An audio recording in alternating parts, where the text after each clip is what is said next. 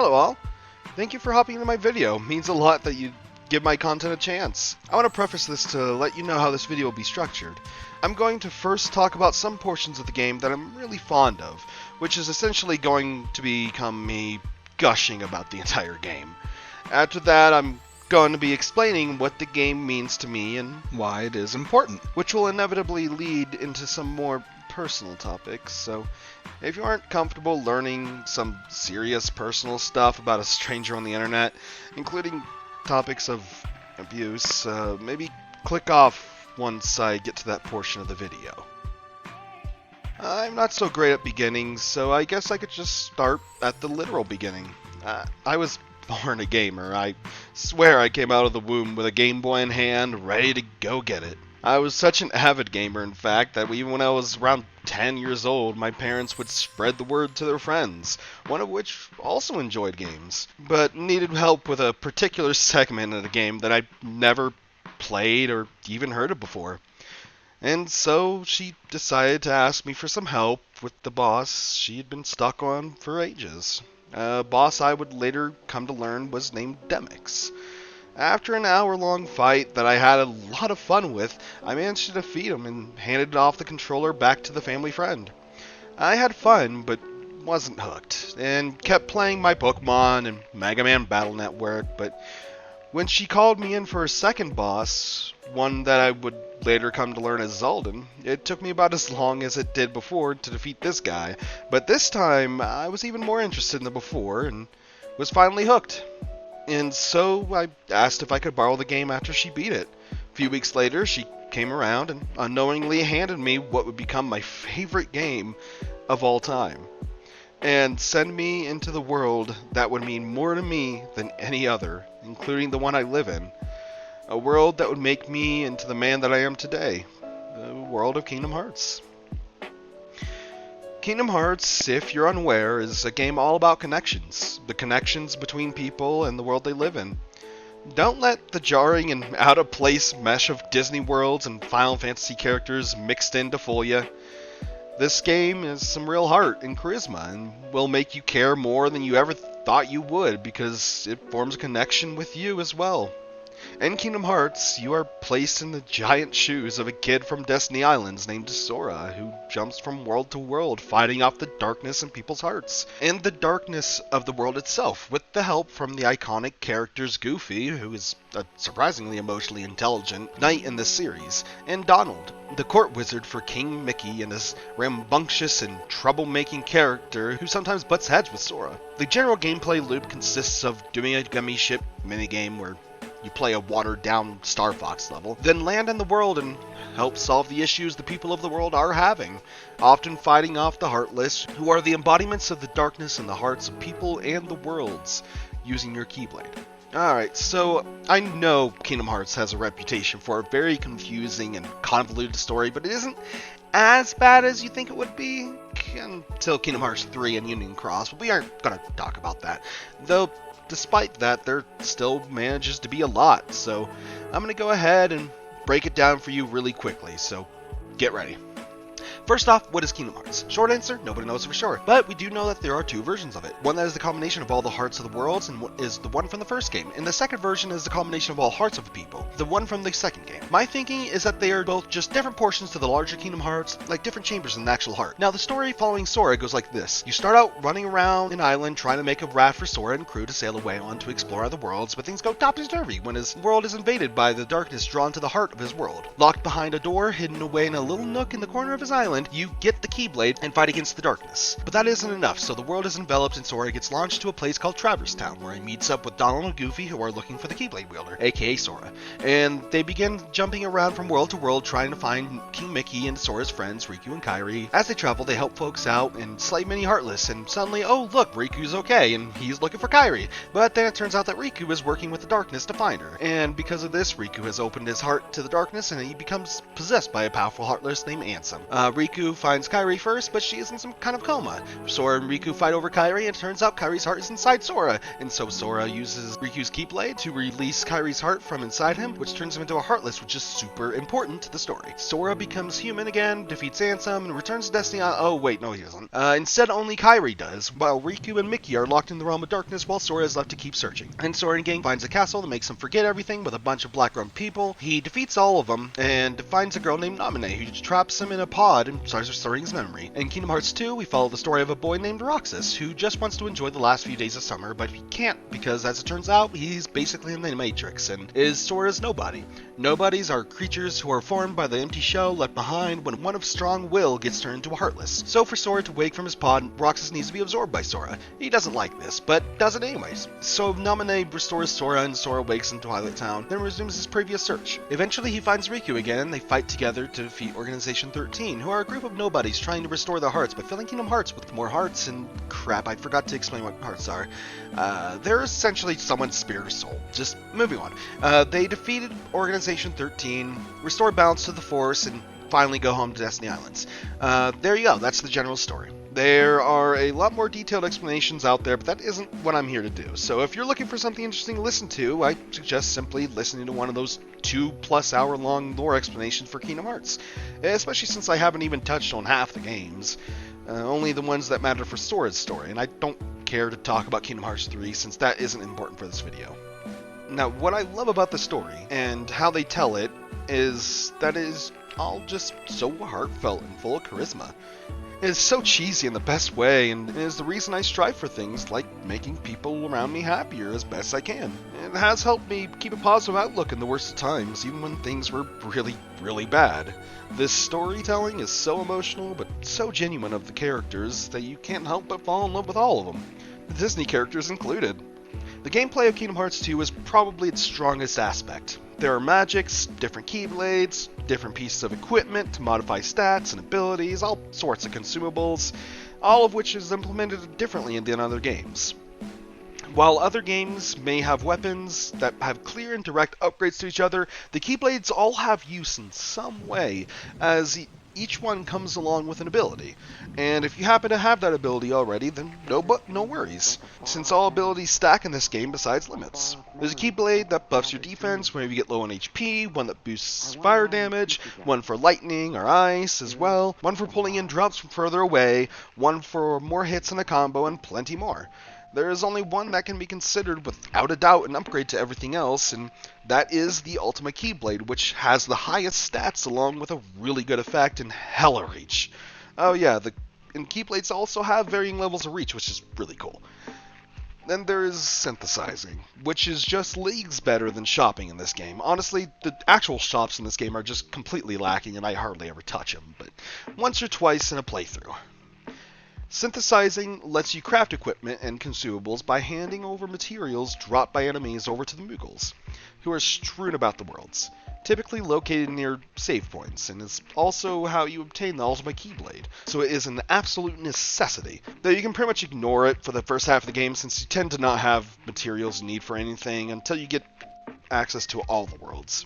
Combat is probably the best part of the game. Attacking enemies with Sora is just plain fun, as the way he moves is so flowy, every attack he makes leading into the next flawlessly, no matter how long the combo is or how many wacky abilities you have to add to your moveset. There are moves that push enemies away from you if you're surrounded, there are moves that launch them into the air, moves to close the distance quickly, and the finisher moves are even more fun. What with this insane aerial finisher that just has Sora swiping circles around himself like he's the center of some kind of ring of death. Then my personal favorite finisher, simply named Explosion, where Sora has some magic balls of light circle around him, tearing apart any enemy foolish enough to dare be close to him when fighting, dealing massive damage. Then there are limits, which are almost all essentially just a team attack, with Goofy, Donald, or any other characters you partner up with throughout the worlds. Sora does have his own limit called Trinity, where if you have both Donald and Goofy in your party, you all three join together to attack the enemies around you.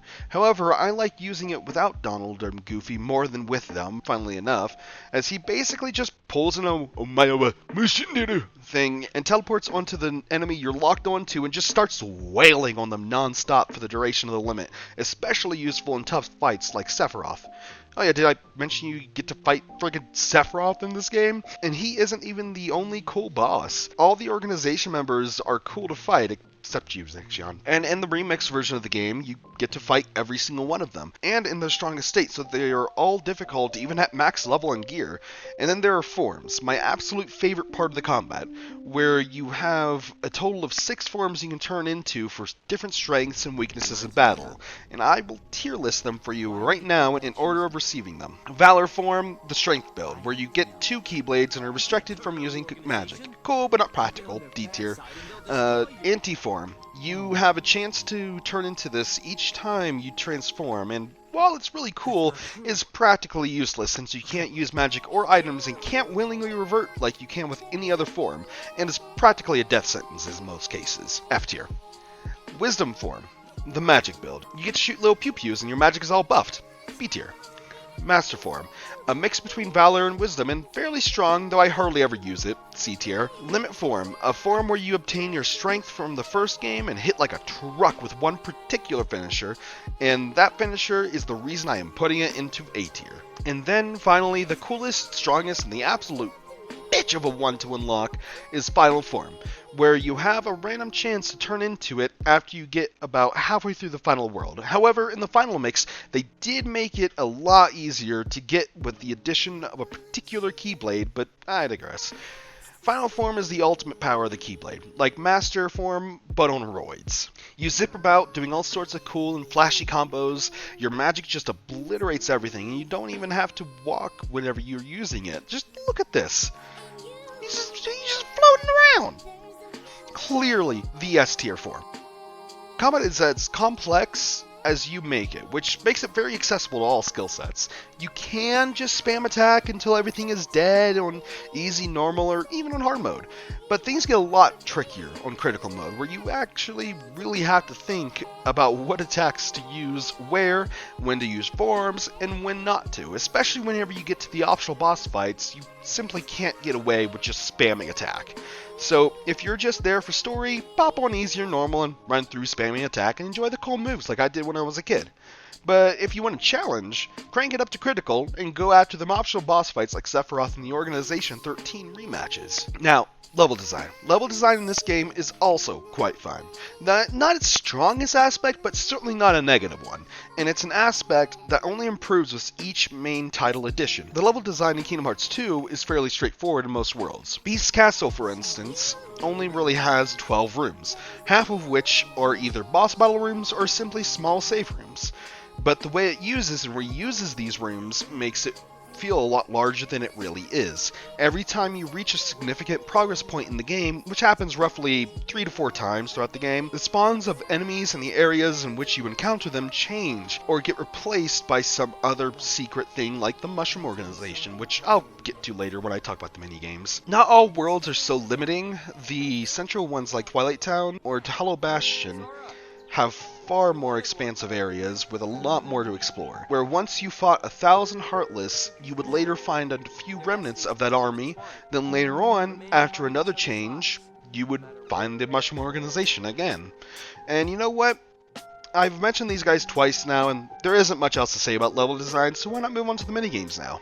Kingdom Hearts has no shortage of minigames, and it's always a nice reprieve from the main gameplay formula, especially in the Winnie the Pooh world and the Atlantis world, one being significantly better than the other. The Winnie the Pooh minigames are mostly all fun and satisfying, like little arcade minigames where the main goal is just to get a higher score. The Atlantis minigames are a few rhythm minigames featuring a few of the original songs from the Little Mermaid. However, anything original to Kingdom Hearts just sounds bad in this world. And the button push timing feels inconsistent. Gummy missions are essentially your in-between world minigame to wind down, where you play Star Fox-like missions, except you can actually build the ship you are using from scratch, weapons and all. Everything you're rewarded with in these gummy missions are entirely for gummy ships, so don't fret about 100% completing them, as they won't have any impact on the rest of the game. They are just some good fun in Kingdom Hearts 2, and especially 3. Kingdom Hearts 1, though, was just Yeah, the mushroom organization that I mentioned a couple times are the challenge minigames, some of which you cannot beat without using forms or other late game tactics and abilities, but the grind for doing it is worth it as it is all leading up to you receiving a very unique reward. If you don't want to know what the reward is, skip forward like 5 seconds. It's a cool little crown. And I think that about wraps up the minigames portion of things. Well, that's it for the gushing section of this video, and I think it's finally time to talk about the whole reason I put this video together. I want to talk about escapism.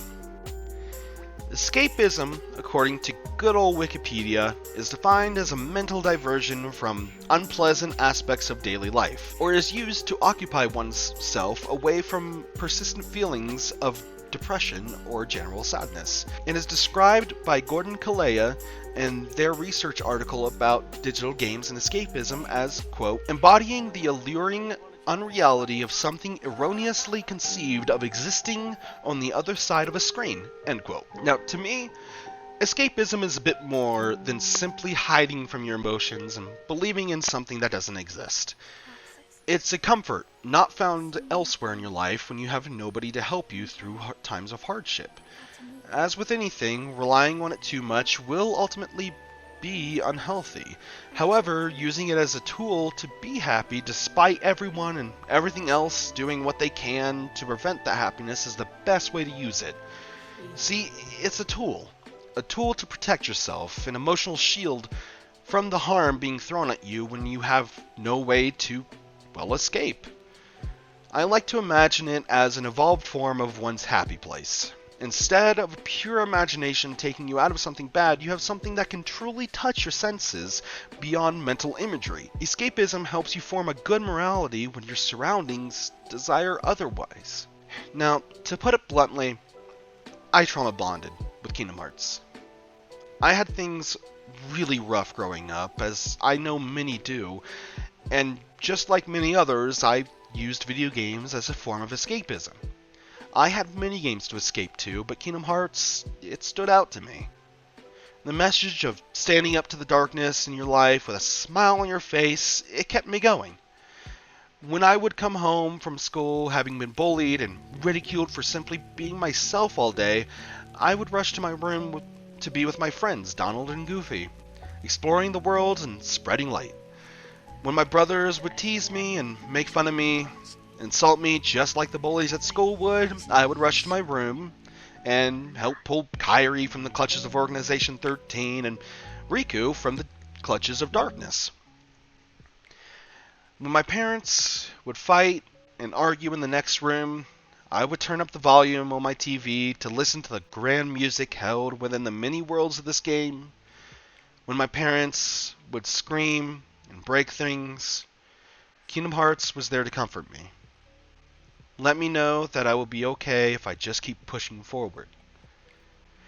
When my parents directed their hate to me, I would endure and fight against the darkness, just like I was taught by my closest bond.